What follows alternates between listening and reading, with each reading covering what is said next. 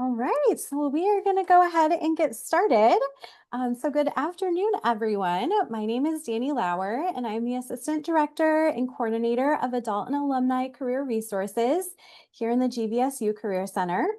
If you've not done so already, please introduce yourself in the chat by sharing your name, your graduation year, and why the session was of particular interest to you.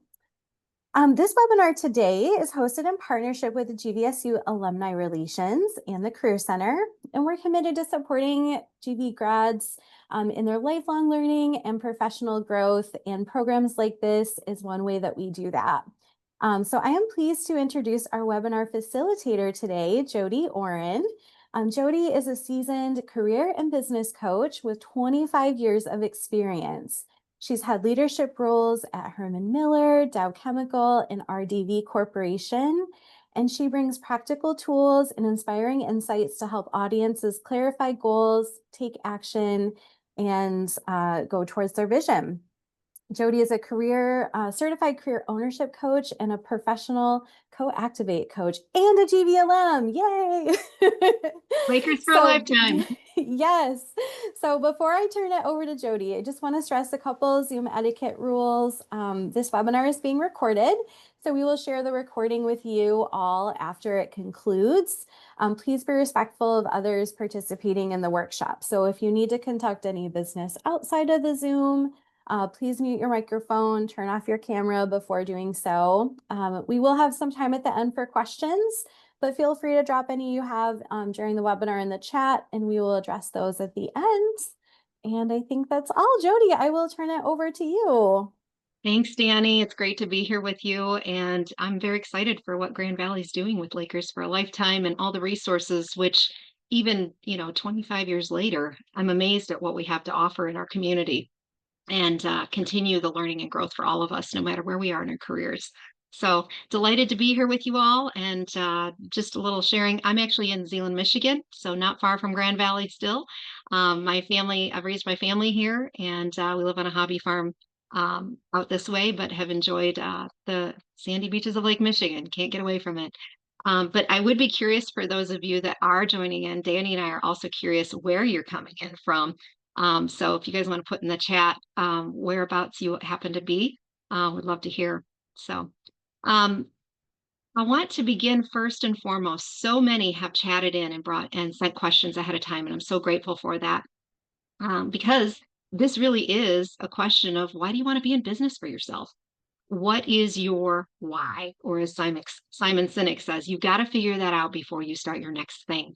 So when you pin that down and ask yourself a question of what could your life look like if you're waking up Monday morning and you're the boss, you're going to control your time, your income, the daily activities that you do, how much vacation you take every year, what you're going to do with your profits, who you're going to hire, how you're going to innovate, who you're going to decide to partner with, or who you're going to decide not to partner with, but also how you spend your time away from your business, as well as legacy. What's important to you? So, entrepreneurship isn't just about starting a business, it's also about reinventing your life. Um, and I've also practiced what I preach in that realm.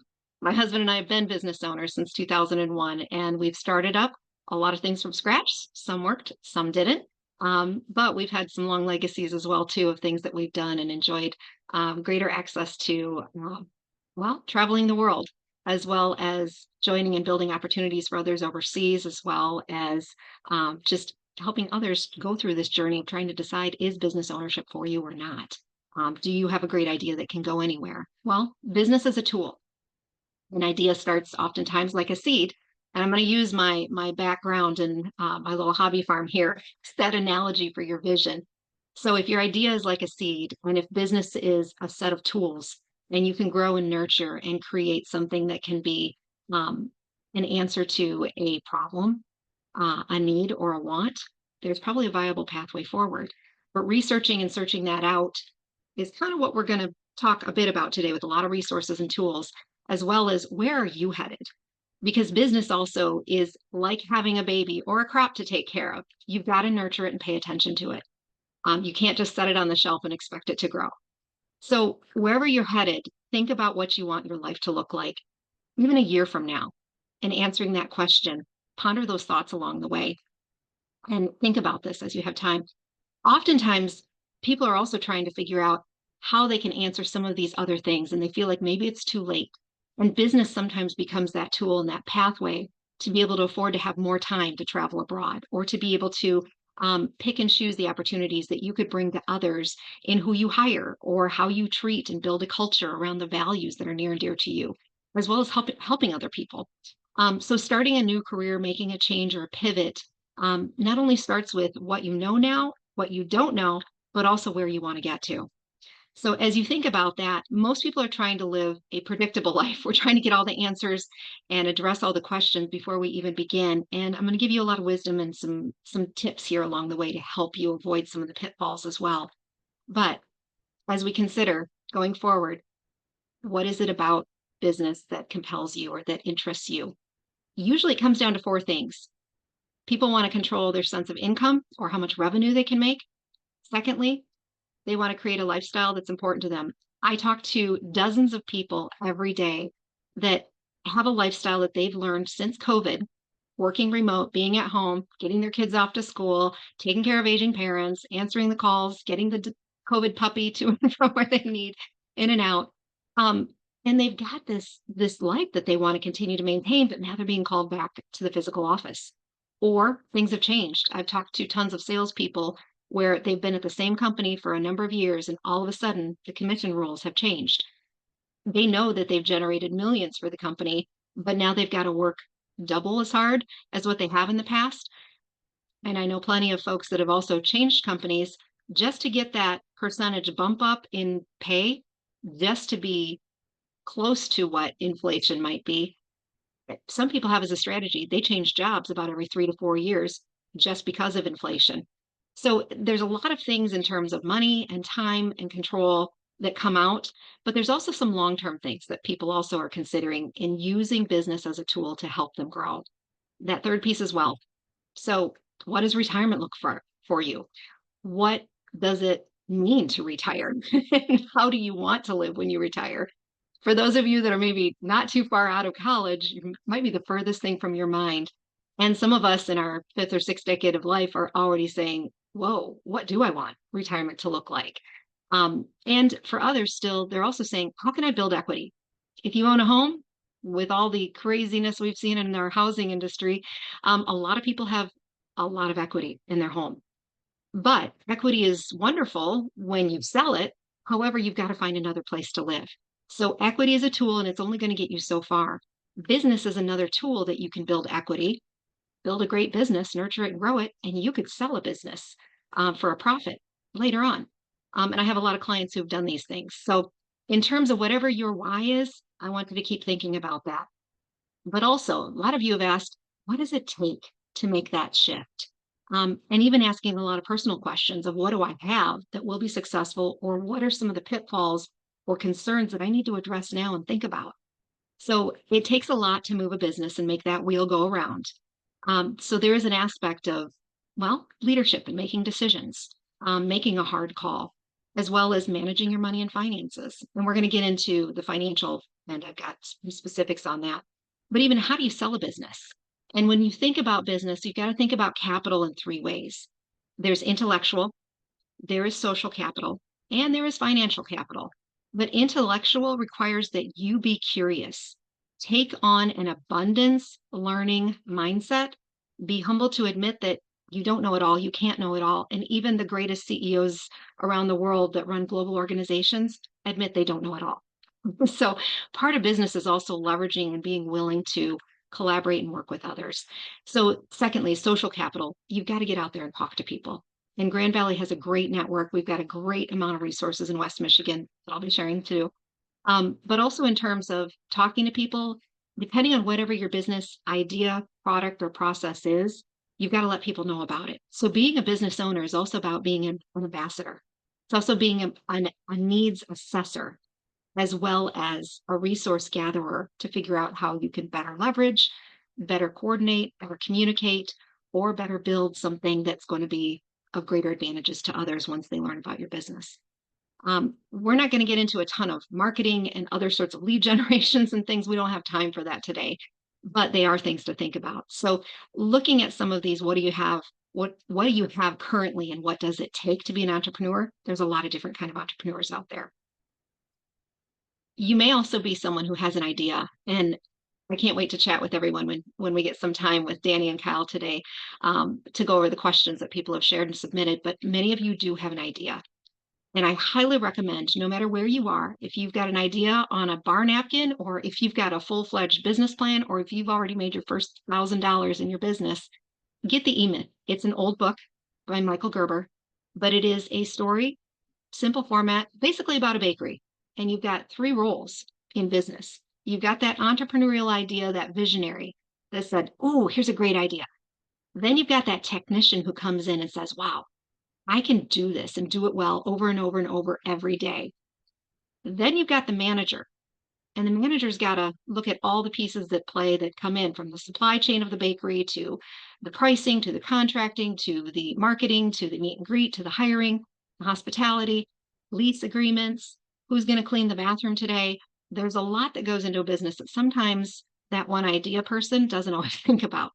So that's my one piece of tip of advice is take a read, think about what roles you like to play. And if you're thinking about a business, think about what you're going to need to build that out and who you might need to help you. There's also three pathways into business ownership that not everybody's thought about. Starting an independent business is one way from scratch. Purchasing an existing business. Someone had chatted in about the fact that there's a lot of retirees out there. And sometimes there are businesses out there that exist that already have wonderful things set up, and there's no succession plan in place for the next person to take it over. So could there be a business on the market for you? It's a possibility. And then there's what we call investing in a proven business model, such as a franchise. So let's talk about all three. First and foremost, in the independent business. Okay, I'm going to just jump to the stats real quickly. The survival rate past 5 years is pretty grim. However, with a lot of due diligence and research and girding yourself with a lot of resources and support around you and building a great plan and pathway forward, you could succeed. It's going to take a lot. You may think again about doing it when you get to compare something that's already up and existing. So I've actually had clients who have had that idea, but they've put it on hold and they've gone one of the other two routes because they wanted to start with some cash flow first and use their revenue to then build out their idea later. It also gave them more time to research. But for those looking for a pivot into, I want my idea to flourish, I want to go after this, and I want to build this thing out and be the next greatest entrepreneur of the year on the magazine, you've got an opportunity here. So, but it's also an opportunity to think about what are the costs. And going into a new idea, not everyone is always going to know the costs. So there can be some trial and error in there that some people will say, oh, that was part of my investment and I learned a lot through it. Well, let's go into an existing business. I actually have a client right now. She's a customer of a business in her community that she uses on a regular basis. When she got to talking with the owner about the fact that she was looking at a business. And he said, oh, interesting, because my spouse just finished her degree and we're thinking about moving to be closer to some other family. We might be thinking about selling this business. She said, tell me more. She learned a lot about that business by just having that conversation right then and there. So, informational interviewing is another tip I have for you, whether or not you're interested in somebody else's business. But even as a customer, it's one thing to use the business, it's a whole nother to look at what it looks like behind the scenes. Now, what is exciting about this business opportunity that my client's looking at right now is there is immediate cash flow. There's already a workforce set. There's already systems in place. The brick and mortar is adorable and cute. People talk about how pretty it is.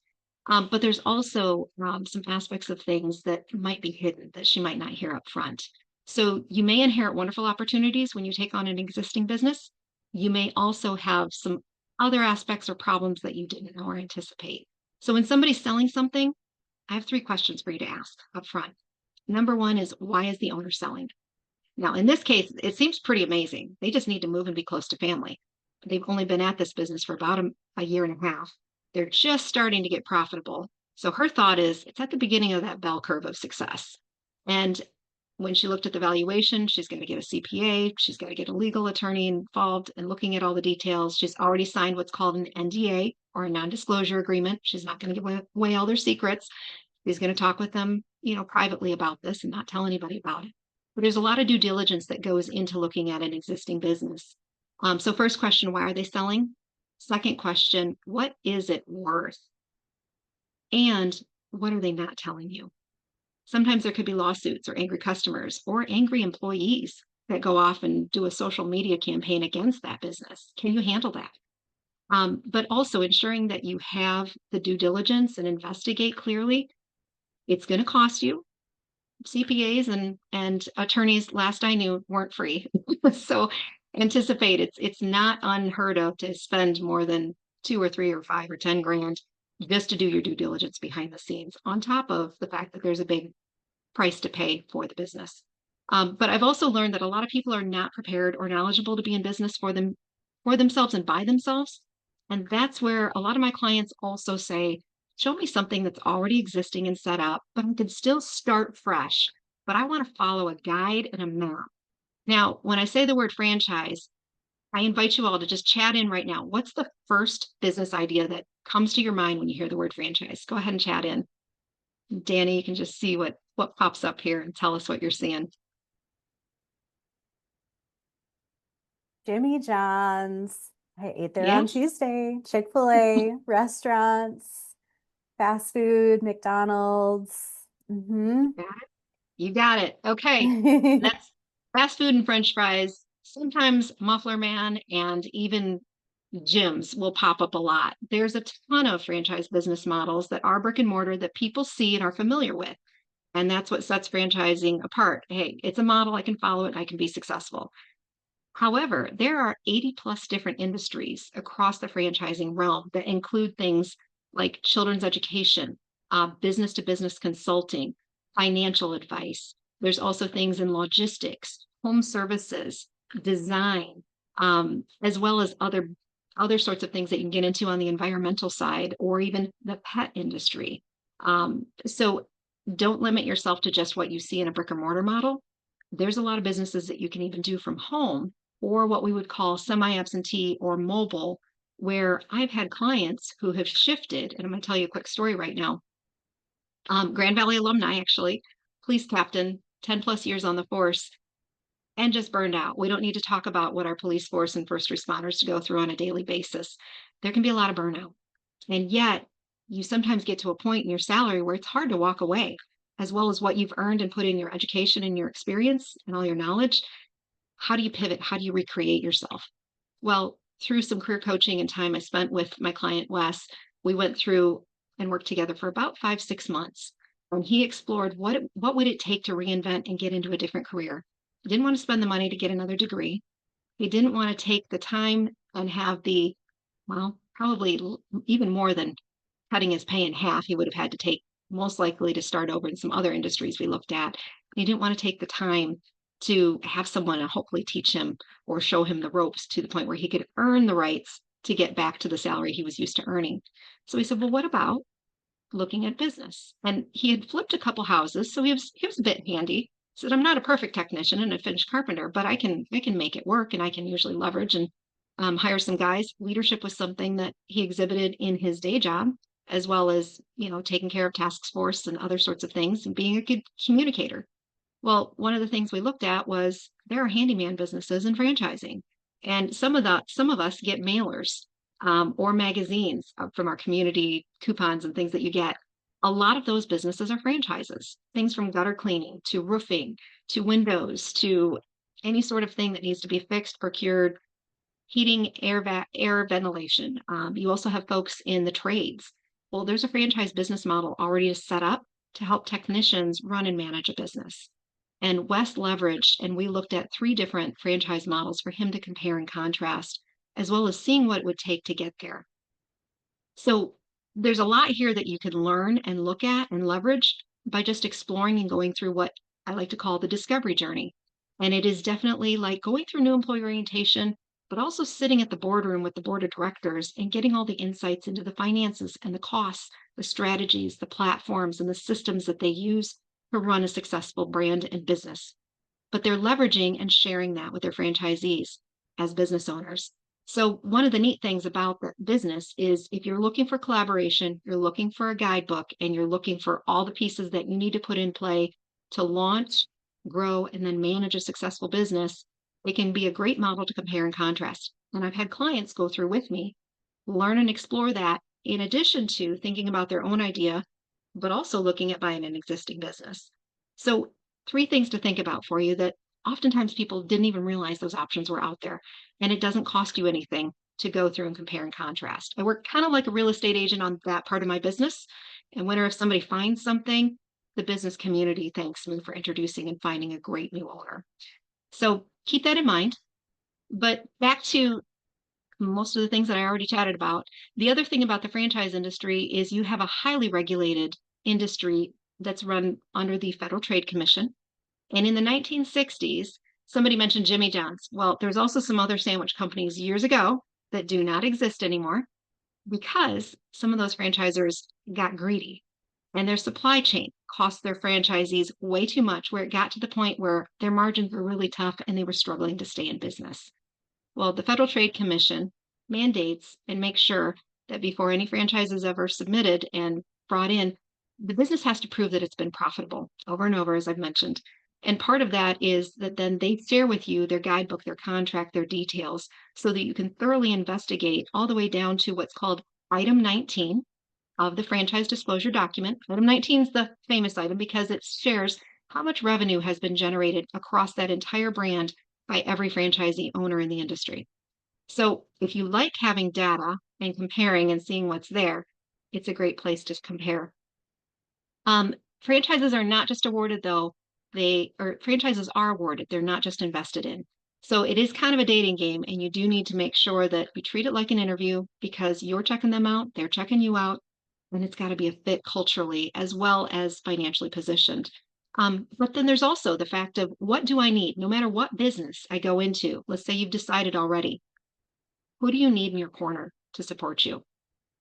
Bookkeeping is going to be huge. Now, my husband and I, even in some of our businesses in the past, we traded off who did the bookkeeping. And then we got to a point sometimes we were so busy in the business, we had to pay our accountant to run the books for us regularly. There's also things like quarterly filings or annual filings, depending on how your business is set up. And you need to figure out what that looks like and be disciplined in it. I used to set every Friday morning was my time, no matter what was going on. And I guarded that and I made sure that we were up to speed every week because let me tell you, like cleaning the kitchen and leaving all the dishes in the sink and not having countertop to prepare a meal when you need to have a big group over Friday night and you've got all this work to do, don't let it pile up. Stay disciplined on that. Attorneys, you need a legal look sometimes at contracts, whether you're looking at existing business, starting something up. We also went into a product that we had manufactured overseas in one of our businesses that's still been running for 15 years. And in that product, we were looking and trying to learn, did we need to have it patented, copyrighted, trademarked? What did we need to do? I wasn't an expert, neither was my husband. But thankfully, I learned through actually another business owner who said, hey, you should talk to my patent attorney. He will tell you and explain to you what you need. Through those conversations and through some meetings that I had to pay for, I learned a ton. So you are investing in yourself. Business costs up front, but like getting an MBA, you're also investing in leveraging others' expertise. So one of the things that saved us was we didn't have to go with the patent. A patent is one of the most expensive and timely when it comes to a specific physical product or sometimes even a process. A copyright was something that it was kind of a look. It was something that you could protect the look of. And believe it or not, years later, someone else had produced the same thing that had a similar look in a different material. They called it the same thing as ours. We were guarded because we had a copyright. And the cool thing about it is that person actually approached us and wanted to buy our copyright. So it was kind of an interesting whole nother level of business, you guys, that you can learn later in negotiations as well as what's the worth of your copyright. We didn't know. We had to learn that. Um, I'm going to hit insurance for just a moment. If you are a sole proprietor, business owner, and your business is what you do day in and day out, but you get injured, hurt, or sick, and you can't run your business, I really advise you to talk with an insurance agent that you know and make sure you've got something covered for yourself. Short term, long term, medical, whatever the situation is, life insurance. Talk through that with someone. Um, Other things you want to cover too are liabilities. If your business is physical or has a space or place that others touch, walk through, or conduct business in, and someone gets hurt, where's your liability? What do you need to have covered? If you produce something and it is in transit, we've had things in ocean containers over the ocean, we've had air freight. Where is the liability? Where's the control? Who takes that over once it's transferred from one place or country or state to another? And if something happens to it and there's damage, who pays? Or are you responsible because you didn't have coverage? So that is lost revenue if that goes away. So think about that. Bankers, funding and financial capital is big. And if you get to a business point where you need to have capital to take care of hiring people, buying equipment, leasing, someone had chatted in, they've got a pretty heavy capital intensive business model. And I think a bit of research and things that they have to develop and grow before they can even open the doors.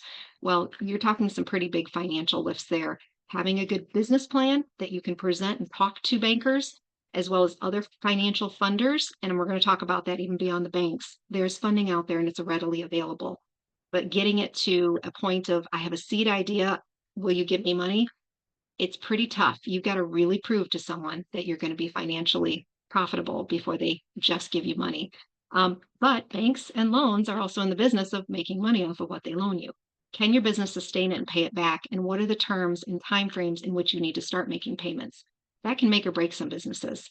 COVID unfortunately shut down a lot of businesses that weren't able to be profitable during a time period. I don't know if some of you remember, we had certain businesses and industries that just were not allowed to even be open. It's also why I like to encourage my clients to look at what's needed, necessary, recurring, and couldn't be shut down by a COVID, affected by a recession, or delivered by Amazon, or taken over by AI. There's a lot of industries out there that have a space and a need that won't go away. Those are some neat industries to be doing your research and thinking about where you can add value. Mentors and coaches. Okay, mentors are ones who've already gone before you. They might have the specific industry experience or expertise. Coaches are the ones that can come alongside you, hold you accountable, open you to resources, and connect you to things. Well, both of them can connect you. And having both in your arsenal or on your board around you is pretty helpful. And most people who have been successful have had a coach behind them. I don't care if you're Oprah Winfrey or other NBA players. Most of them have had coaches to help them be successful. All right, the big F word, funding, finances. Most people don't realize that they may already have the resources in their back pocket to even fund themselves. So I want to talk about my own story here real quickly through a rollover for business startup, because most people are not aware this even exists. The IRS tax code is written in a way that it actually supports business owners. And if you are someone who has maybe been downsized or moved from a company to another and you have a 401k or an IRA in your retirement plan, not a Roth. A Roth already has tax structures in place that prevent it from this model, but IRA or 401k are applicable models that you can leverage those funds. They have to be rolled over into the business entity name. That's key. Don't let that check be made out to yourself. I had a client that was doing this process and the check got made out to her in her own name. And we made sure, and so did the finance experts. There are groups that are experts in this that I work with that help my clients through the process and help administrate that. But we turned that check away. She sent it back and said, you need to reissue it in the business name. So that's key. And here's why. If you take those funds out as an individual, it's considered an early withdrawal. And it's not just a 10% penalty that you pay in your taxes. It's what you made with that takeout on top of your earnings from your job or business. So keep that in mind. But a rollover for business startup can be a great way to fund yourself. And most people don't even think about that. When we went into manufacturing overseas, we were in a position where we'd already remortgaged our home. There wasn't a lot in the bank from a cash is king perspective. We weren't going to ask family and friends or find angel investors. We couldn't qualify for an SBA loan because SBA has some stipulations and oftentimes they don't like to fund overseas things. So keep that in mind. And then the last piece, unsecured loans. How many of you get credit cards and then you get the offers in the mail for the 0% interest? I'll put cash in your bank account offers from whichever banks. Those are considered unsecured or non-collateral loans, or signature loans, as some people like to call them. But we had maxed out all those options and just weren't in position to leverage those things. So our only option was to do a rollover for a business startup. We believed in ourselves. The money was, well, at the time it was mine. It was in my 401k. And again, if you think about money as a tool, or think about it like seeds to a farmer behind me who's getting ready to plant a crop, and if you can grow that sooner rather than later, and you believe in yourself versus putting it in a stock market and investing in other people's businesses that you have no information control or decision making power of how they do or when they do, um, we decided to take a bet on ourselves. And 15 years later, it's still running. So, anyway, personal story. Um, Home equity. I'm going to talk about that for just a moment. I do have a lot of clients that will leverage equity in a home, and they will take out that account and loan, and then they will pull out the funds when they need it. So they just get approved, get it set up, but you don't have to pull it all out at once. The same thing with your retirement account. You do not have to pull it all out at once. I often say we use and we borrow to produce, not to consume. So be mindful and thoughtful, be a savvy business owner and a decision maker when it comes to using money as a tool. So whatever business you're starting, just keep in mind you've got a lot of options. Um, it's also wise to inspect your financial positioning now. Where are you? How are you leveraged? What is your credit score? How many of you know right now on an estimation standpoint about what your credit score is? And if you can't answer that right now, later on, go check it. Okay. You can usually make a free call or check Mint or Credit Karma or call your credit card company. You can look at your federal TransUnion is one of the offices that you can also check on your credit score. So you can get a free credit score every year. It doesn't cost you anything. So do that and check that. Um, SBA, I'm going to hit that one real quickly here too. The Small Business Association loves to help business owners. Now, there are stipulations with that. I just mentioned one of them, overseas business. It's really tough to prove that our new business idea was going to make it. Banks don't like to take that chance. They take calculated risks. Now, they are in the business of making money off your loans with those interest rates. Good news today, though, in 2025, the Feds just cut the interest rates. Those of you that don't know, you can go Google it later. Okay. Okay. You're Googling it now. All right. Never mind. Anyway, it's good news because you have more borrowing power at a little bit lower interest rate. The SBA, the Small Business Association, also offers funding options, and they have certain things that you can get educated on. There are specific loans if you already have a business that you need to get more capital, you need to buy a bunch of trucks, you need to buy trailers, you need to hire more people. There are specific loans that are structured for that. Oftentimes, you need to have a really well written business plan. Most people don't know where to go to start to write a business plan. Grand Valley Seidman School of Business and the Economic Development Center can help you with that. There are coaches and there are mentors available. I'm going to talk about more of that in just a moment. So just know, having a good plan, presenting that, and being clear about what your intentions are. SBA also wants to know that you have a little bit of experience, some sort of transferable skills in managing people, budgets, growing things, sales, marketing. If you can translate your current employability and the skills in your career right now into something that will help you manage business and share that story, it'll come across better. But working with someone to help you write that is also pretty key because they can be pretty lengthy. All right. And if we have any other questions on this, we can always come back to this, but I'm going to keep moving. All right. Some of you have asked, what's my next step? I have an idea. I have a business model. I have something I'm ready to launch or get going. Or you're in the middle and you've already started innovating and growing a business. Maybe it's on the side. Maybe it's part-time. What do you do and how do you get started?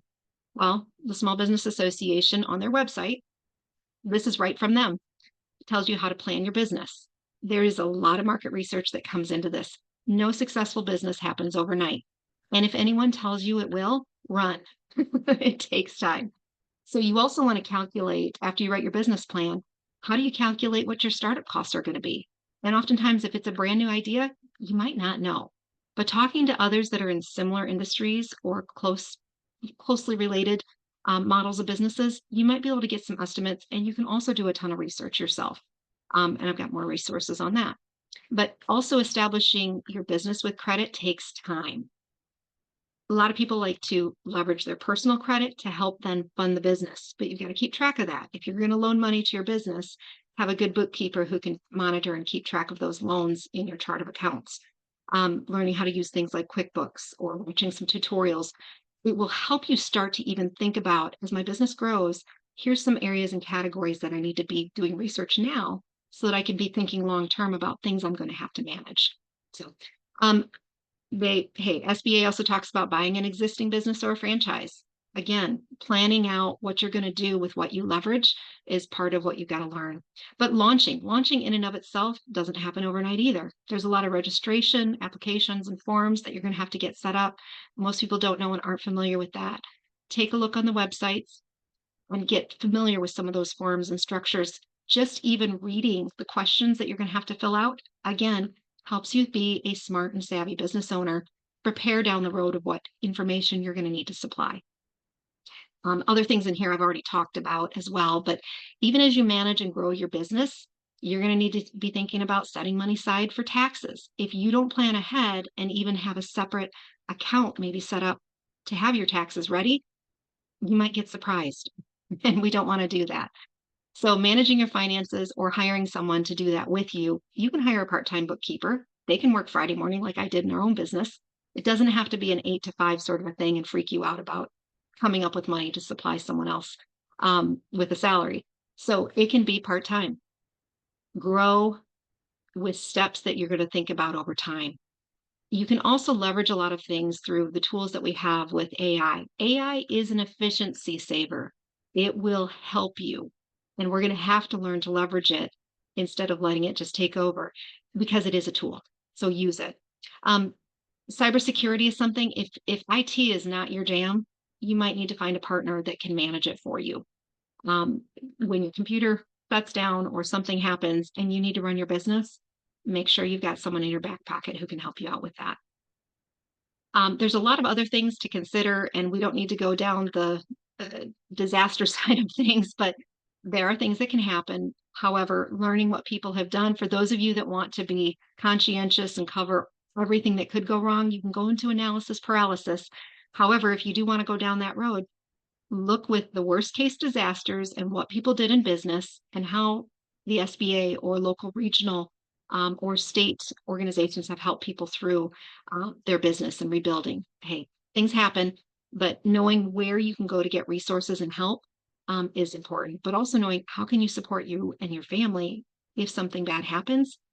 Be smart, be savvy, be thoughtful. Growing your business is a whole nother level here. I mean, we're now starting, you haven't even started the business, and I'm going to already talk about, could you sell it? Could somebody merge and acquire it from you? Could you put in place maybe a general manager that has been with you in your business for a long time? You're getting ready to retire. They'd love to buy it from you. How do you do that? Or even in a franchise. Franchises often will have agreements in terms of contracts that you can renew. What does that look like? You can also transfer it to a family member. Or you can just close the business at the end of the term. Sometimes that happens. But it's given you a place and space to build equity and generate revenue. So again, keep in mind, business is a tool. There's also a lot of tools out there for women-owned businesses, Native American, veteran, military, and spouses, a lot of resources to help folks even in rural areas where there's not a lot of economic development and opportunities. So do your research and know what's out there. Occasionally there are grants. Now, grants are very specific and very detailed. I have a sister who does grants in placemaking spaces around the state of Michigan and helping in restoring an old battered parking lot, but instead turning it into a community um, sharing space where courtyards can be utilized and restaurants can leverage that space, or people can rent it out and have a wedding. Meetings and proposals and all sorts of other things can happen within a community. But businesses get more foot traffic that way because you've improved the space and beauty of it. That has a lot to do with the economic development of the city or state or region that you're in. But there's specific grants that helped do that and took that on as a project. And businesses benefited in that too. the guy who poured the cement, the one who wired the electric, the people who provided the furniture or the gardening greenhouse that does the yearly floral arrangements. There's a lot there that can be leveraged in that. So business again is a collaboration and it's a community, and we're here to help each other together. Um, as I mentioned, a lot of resources, starting top level, like I shared with the SBA, but then let's get into the regional. Seidman College of Business is the small business development center here through Grand Valley. They have mentors. They even have students that will help consult and work in your business with you, helping you maybe with a marketing plan or other sorts of problems that you're trying to solve. But the great thing is it gives them experience as they're starting their career and learning to apply some of the theories or case studies and things that they've learned about, but put into real practice in your business. SCORE. Someone mentioned looking for mentors. SCORE has been around since the 1960s, and retired executives a lot of times sign up because they want to give back as a mentor. It doesn't cost you anything. And they put out a lot of free workshops and some small fee topics and things. How is AI to be leveraged in my business? Where should I look for legal or financial help? At what point might I turn my business into an employee stock ownership program and take it to a whole nother level? Where do I find resources for marketing? A lot of education to be had on a weekly basis. If you're thinking about a business right now, and if you can give yourself 1 hour every day or night and take one workshop or read the irs.gov or licensing and regulatory affairs of how do I find and search for an entity name for my business? Is it already taken? You can get into the state of Michigan website and check that out, as well as what is the paperwork and what are the forms that I need to set up my business. Start now. Many of you have mentioned that you've got an idea for a specific kind of business. Spring GR, if you're in the West Michigan area, Spring GRs in Grand Rapids is founded and taken care of behind some wonderful foundations behind the scenes, but they are there to help support entrepreneurs in the greater Western Michigan region. And if you are someone who has that idea and you don't know how to vet it out and figure out if you can take it into a business, start with their Idea Lab program. It's 14 weeks. It costs $150 and applications open November 15th. They also have some other business accelerator programs that maybe a little bit more money, but I think still less than $500. Again, they're programs and training that you go through for often 12 to 14 weeks. So you're going to have to plan that time, but you're investing in growing yourself and being girded with coaches and mentors and experts. They bring in attorneys, they bring in CPAs, they bring in marketing experts, they bring in folks from corporate America to help you vet out your business. They even have a pitch night, and there can be awards to help you find some capital to grow and start your business. So it's a pretty exciting space. Now, if you're looking globally and you're looking for collaborating and looking for a local chapter, Startup Grind is another organization that has popped up. They do talk and look at venture capitalists too. And again, similar to like a Shark Tank where you're pitching ideas and looking for funding from folks. If you can pitch a great idea and do it well and have a great business plan and know all your operations and expenses and marketing and how you're going to go reach your customers, there's a chance you might be able to find some capital and win some amazing awards. And then locally, tech your local library. I don't think we remember sometimes the resources that are there. It's not always books on the shelves. Our library systems are amazing, even at Grand Valley, with what we can access. So in light of that, we also have a coach here who's been there and done it personally and helped clients through that process, but also trying to figure out what's the best pathway for you. Do you want to start with that idea on a bar napkin? Do you want to leverage and find an existing business? Or do you want to leverage a proven system, maybe, and check out the franchising space? I can help you explore a bit more. I also work with my clients up front. And if you do want to book a call with me, right at the top of the help signature, hold your phone up. It'll take you straight to my scheduler. You can book 15 or 30 minutes, and we can chat very specifically about what you're looking at. And then books. I do have some book recommendations here. I already talked about the E-Myth. Some of you may have heard the story of Robert Kiyosaki. He had a rich dad and he had a poor dad.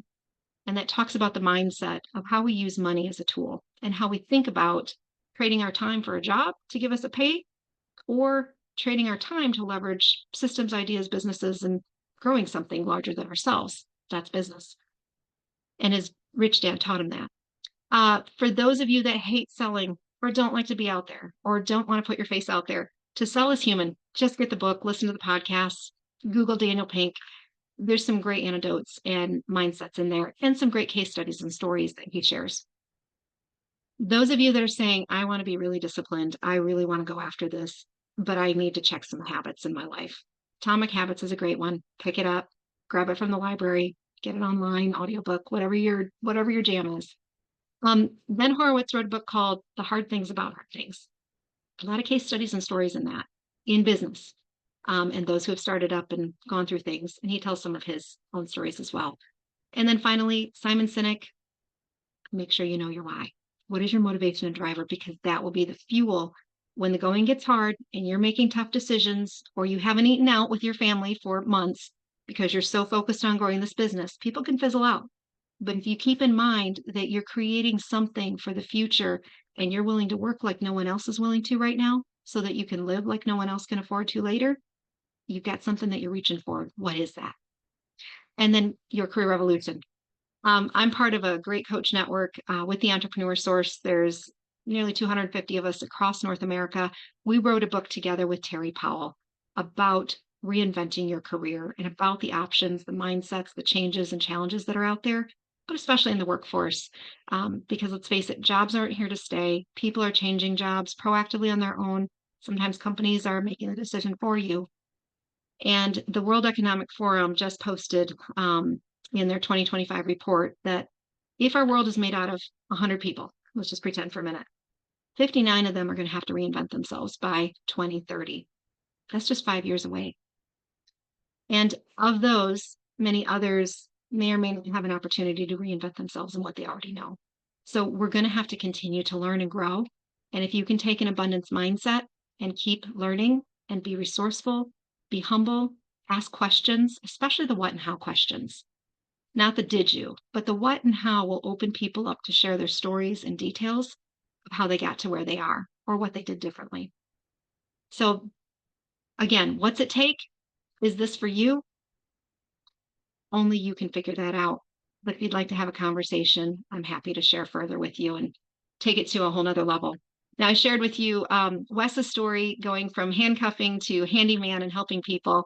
But he has told me since he started his business in the spring, he now has 7 guys working for him. He has more work that will take him through the whole next winter than he knows what to do with. And he's already made in revenue 4 times what he invested to start his business.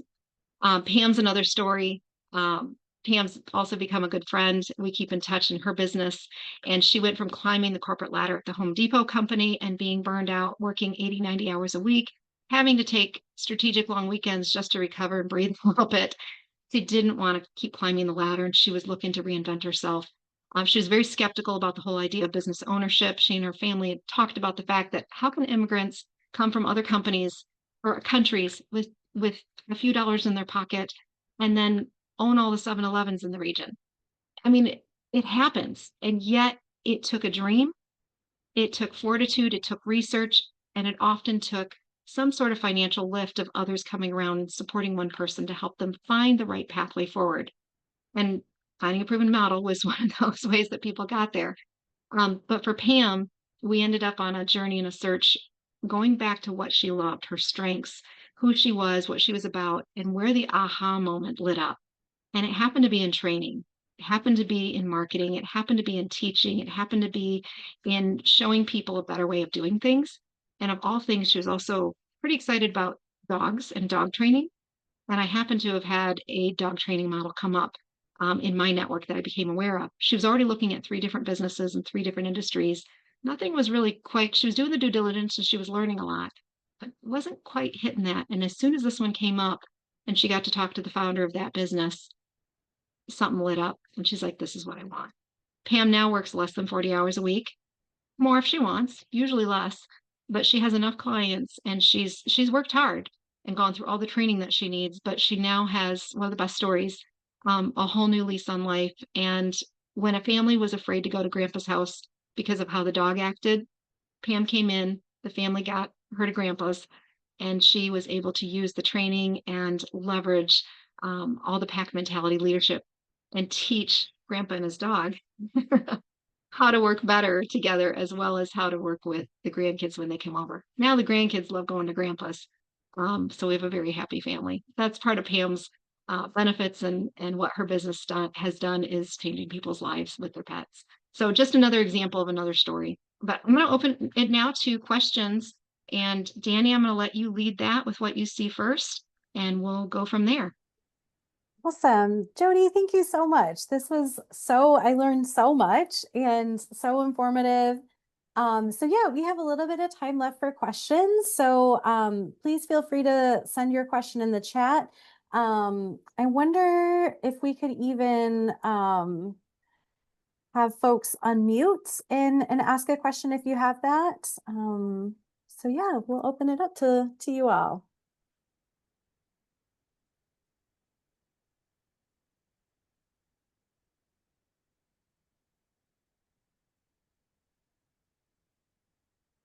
I can unmute and jump in with a question if that's okay, although I don't have a camera for the Yes. moment.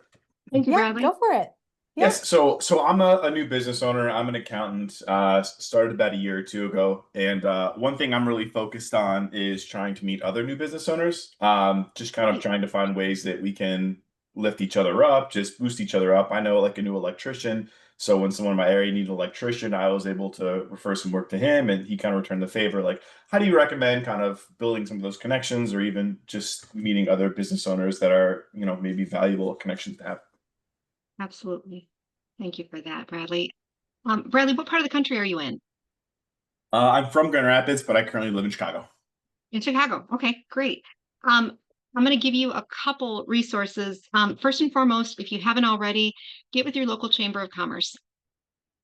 Um, Also, you have business hubs in most major metropolitan areas. So your chamber can help you with that as well. And the other piece is, have you heard of Business Network International, BNI? I had, yes, and I'm actually a member of a chapter here in Chicago, and it's Okay, been great. excellent. Okay, good. Good. Glad to hear that. Another aspect is if I were you also with a new business and coming into the area, go ahead and sign up with SCORE and find yourself a mentor. Here's the other thing about mentors is they often have quite a network of people that they know as well. So sometimes leveraging those resources and introductions just by way of, hey, can we meet once a month so I can just gain some wisdom and tutelage that you might have? Um, and it can be a wonderful opportunity for that. The other thing too with accountants is you want to get really, really comfortable finding out about people that are launching new businesses. So also looking at your local economic development center. And again, like we have Grand Valley here supporting our Western Michigan center here, Chicago, you're going to have a ton of resources there as well too. So some might be through some of the local business schools, but look at the people that are starting and launching businesses, as well as if you can connect with some of the business incubator programs. I mentioned Spring GR for example here. There's a lot of business incubator or launch programs and uh, all across the country, but getting in with those and offering your services also as a mentor or someone who can come along in that program and pop in for a coach night or tips and advice on the financial side of running a business. You can also give back to your community that way, but you can also find potential customers that way. I hope that's helpful. Awesome. We had a question pop in the chat about some of the nuances to establishing a consulting business versus something brick and mortar. So any thoughts on that, Jodi? Any nuances that you would share about that? Yeah, consulting. Um, I I came across something, and if you would go ahead and send Danny your email, and I'll find this and send it to you. But there's a lot of tips depending on how you structure and set up your consulting business. Obviously, the great economical efficiency is not having to have a brick and mortar and meeting people at Starbucks or some other local workspace hub. But the other aspect of really marketing your consulting business is marketing.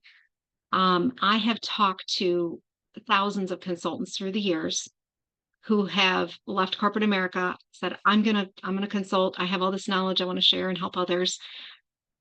However, there are a few things you need to think about. what is your contracting and pricing? What are your terms? Do you charge by the hour? Do you charge by the contract? When is the work finished? Because oftentimes in consulting, it's not always very clear where the work or the project scope cuts off and where you end and where things could continue. And sometimes things go on. But the other aspect is when that contract runs out, where do you find the next customer? And one of the limiting pitfalls that many consultants face is they get excited and they get that first customer, and maybe they work with them for a year or two, but then all of a sudden it's done, and they realize they don't have anybody and they haven't been working on a pipeline to make themselves available or let people know that their services are accessible. So marketing yourself and staying relevant, not only to the industry, but to those who might need your services, is really tough to do when you're caught up in the job versus looking for new clients. So I'm not really answering the question, but feel free to chime in if you've got a further question and want to clarify in more detail what you'd like to hear or what you're looking for.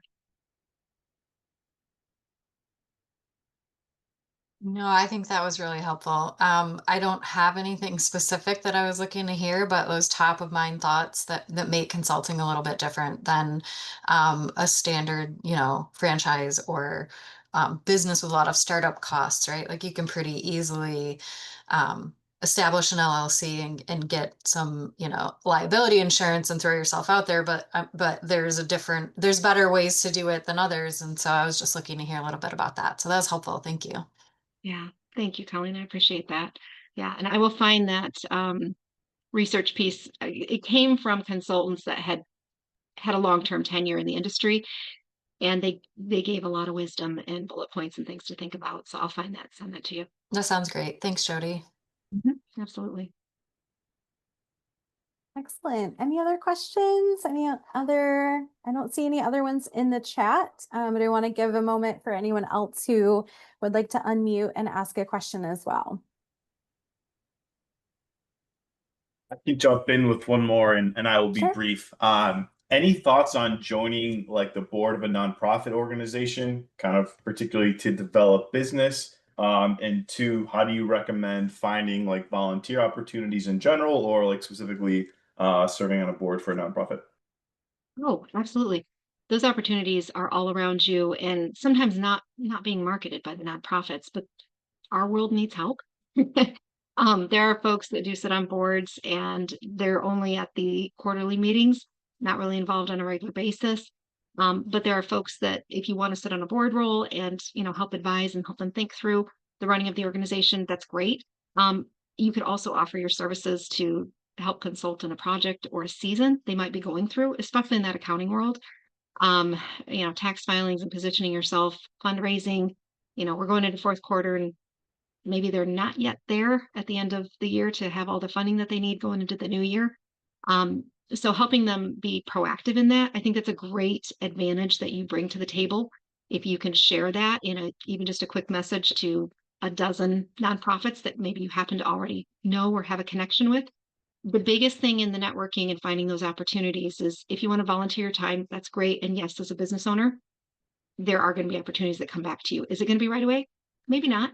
However, being accessible and being relevant in the neighborhood is going to keep you top of mind to people. So I love that you're asking that. But yeah, also think about some of the organizations that are near and dear to you that maybe they do have fundraisers and other opportunities that maybe you don't have to be on the board or don't have time for. But if you're at an annual event and getting to just hear and be up to speed on what they're doing, it's another way to think about that. Great question. Wonderful questions. And Awesome. no question is unaskable. We'll also mention too, before we sign off today, Jodi is a part of our alumni career coaching database. So I know she put her information in there, but please take a look at that. If you're thinking about working with a career coach, we have some phenomenal folks who are a part of that. And we have 2 more webinars coming up in October and November from hearing from more of those career coaches. And so definitely check those out as well. Thank you, Kyle. He just threw the link in the chat there. And we'll Wonderful. also be sending the recording out to you all, so you have the information and all of these links and such. But yeah, any other questions? Mm. I'm also Before curious if anybody has a business that they're thinking about, if you want to chat about that. Um, Danny, we still good? You and I still have a few extra minutes after the hour if people we have time and want to stick do. around. Yes, feel free. I know it's one, so if you need to sign off, please feel free to do that. If you have some time and want to chat with Jodi a little further, we can also, I'm going to go ahead and stop recording, and we can facilitate that as well. But officially, thank you all so much for joining us today. I hope you found this webinar insightful, and I sure learned a whole bunch, and I'm sure you all did as well. So thanks for being engaged, and have a good rest of your day. And again, if you want to stick around and ask Jodi any further questions, we'll be hanging out here on the Zoom for a little bit longer. So thanks, everybody. Thank you. Great to meet everyone.